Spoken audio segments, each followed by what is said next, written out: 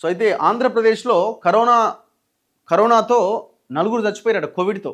ఏపీలో 2 వారాల నుంచి వెలుగు చూస్తున్న కేసులట. కడపలో 8 మంది, విశాఖ, కాకినాడ, గుంటూరులో 4 అట. మరణాలతో సర్కార్ అలర్ట్ అయిందట. బోధనాసుపత్రుల్లో ప్రత్యేక వార్డుల ఏర్పాటుకు ఆదేశం.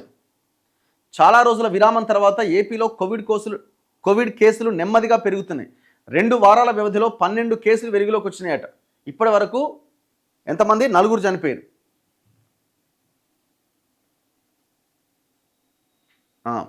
బుధవారం కడపలో 1 చచ్చిపోయారు. గురువారం కాకినాడలో మరొక బాలిక కరోనాతో చనిపోయింది.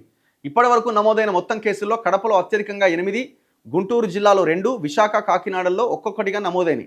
విశాఖలో 1, గుంటూరు జిల్లా మంగళగిరి ఎయిమ్స్లో 2 కేసులు హోమ్ ఐసోలేషన్లో ఉండగా మరో 2 ఆసుపత్రుల్లో చికిత్స పొందుతున్నారు. మరో 3 కోలుకొని ఆసుపత్రుల నుంచి డిశ్చార్జ్ అయ్యారు. 2020-22 మధ్య ప్రపంచాన్ని వణికించిన కరోనా ఆ తర్వాత తగ్గుముఖం పట్టింది. గత 4 సంవత్సరాల్లో అక్కడక్కడ 1-2 కేసులు మినహాయిస్తే పదుల సంఖ్యలో వెలుగులోకి వచ్చిన దాఖలాలు లేవు.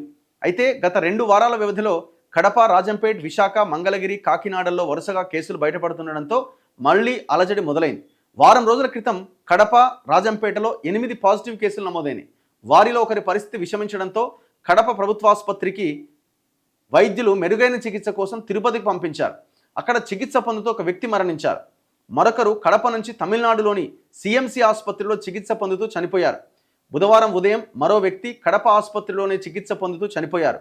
తాజా మరణంతో కడపలో కరోనా బారిన పడిన 8 మందిలో 3 చనిపోయారు.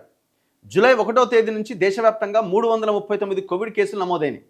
జూన్ 26 నుంచి జూలై 16వ తేదీ వరకు రాష్ట్రంలో 67 మందికి కోవిడ్ పరీక్షలు చేసిరట. అకస్మాత్తుగా కోవిడ్ కేసులు పెరుగుతుండడంతో ఆరోగ్య శాఖ అప్రమత్తమైంది. స్టేట్ ర్యాపిడ్ రెస్పాన్స్ టీంలను సిద్ధం చేసింది.